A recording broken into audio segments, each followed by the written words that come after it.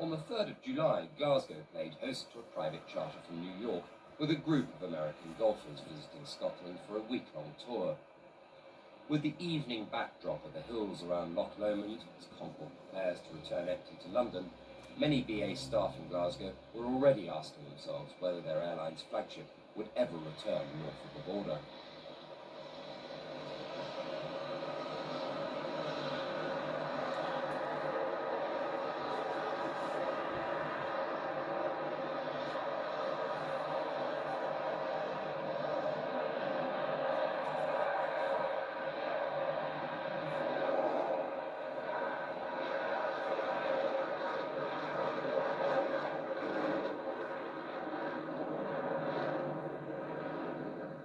A week later, Concorde was out on another UK regional tour, this time to the Midlands and North West.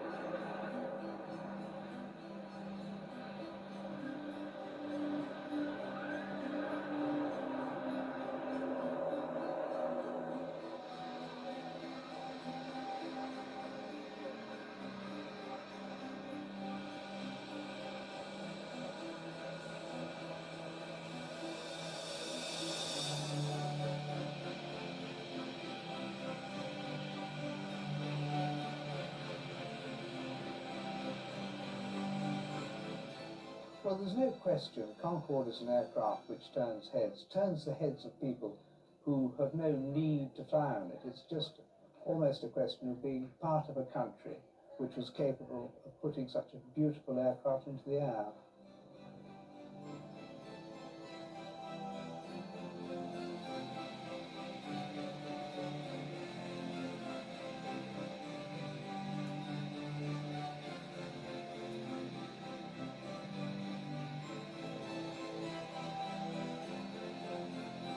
Even on the very short 1.5 hour round the bay flights, we used to get all the passengers up during the course of the flight for a quick peek at the flight deck. And just to look at their faces and the sort of wonderment on their faces was tremendously rewarding.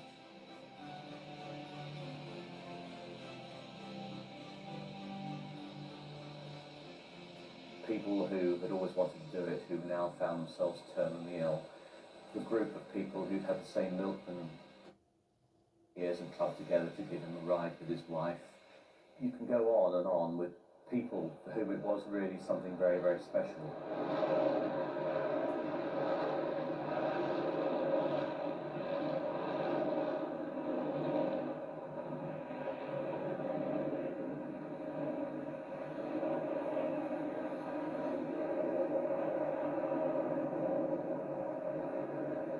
It's absolutely remarkable. I mean, there's this airplane travelling faster than a rifle bullet on the edges of space, 23 miles a minute or something it's going at when it's going at top speed, and it feels as though you're hanging suspended in space.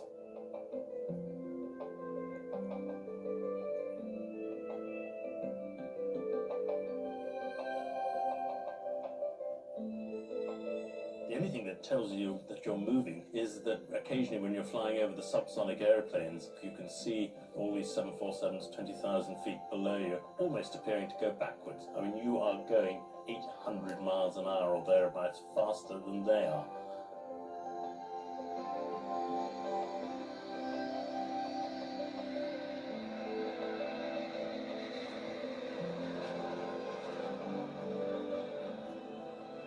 The airplane was an absolute delight to fly.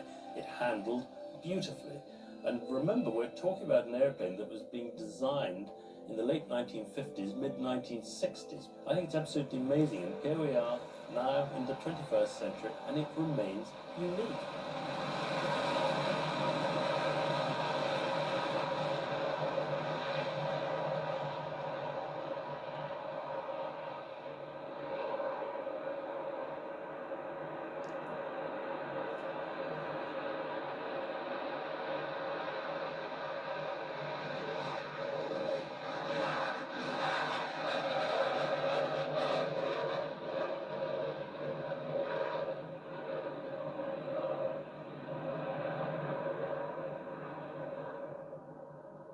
After pulling in the crowds at Birmingham and Manchester, the aircraft's busy summer schedule turns to the southwest as another BA Concorde prepares to drop in and an air of anticipation builds amongst the spectators. With the airport laying on extra car parking in nearby fields and donating the proceeds to charity, it was clear that after 30 years in the air, this symbol of Anglo-French pride still turned heads.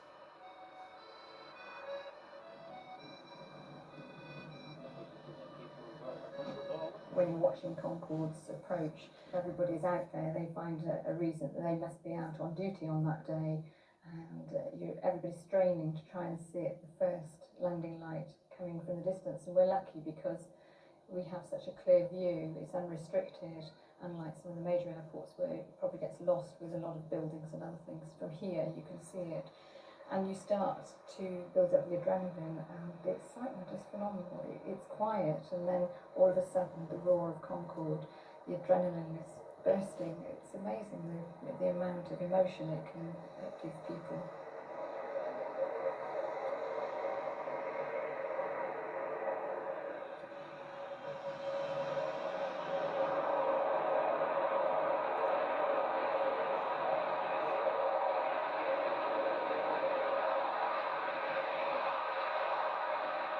It reminds me of a period early in my career when I was on the Viscounts. We used to fly on the Scottish Islands and down to the Channel Islands and lots of other little airfields. And I think when you go to those places, it just gives you a feeling really of roots of serving communities. And certainly flying is interesting, landing on the shorter runways and negotiating the tighter taxiways, and crowds of people there pressed up against the fence, and just the enthusiasm of the staff on the ground is another thing that really struck you. With the pilots obviously enjoying themselves, raising and lowering the long drooped nose in front of an adoring audience, this weekend provided an extra bonus. Concorde was to be outstationed for the whole 2 days. Our normal operation, you would see flights to the Balearics, Canaries, Greece, Cyprus, and we do have a transatlantic flight to Canada, but it's not the same as Concorde. That has something so different. People talk about it forever after Concorde. It just means so much. The same weekend, the airport was renamed Exeter International, with Concorde as the star guest of the show. But although both local press and public were out in force to mark the occasion, as ever, it was Concorde's presence that made the local headlines.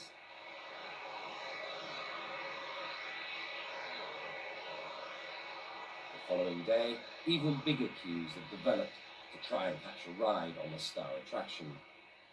People will even turn up for a last-minute opportunity with a fistful of money because they're so desperate to get on Concorde when, of course, it's full and they've missed it, that they'll have to queue up for the next year. As soon as Concorde's been here, they're already looking at next year and so on, because they know that they've got an anniversary or a birthday or something or other they want to celebrate. So they're all so keen, and once they've seen it at Exeter, it means so much more. Whether it's coming in or going out, it has a thrill for everybody to say, well, I've been on there, I've been on Concorde.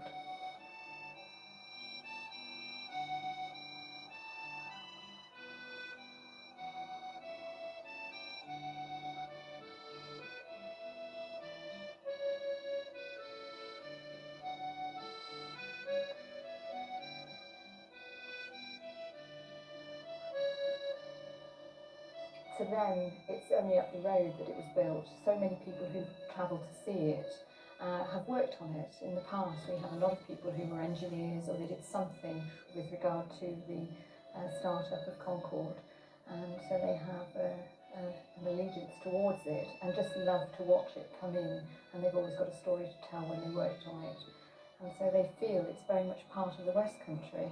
Although we're at the southwest, it's still the West Country, and it's our aeroplane really.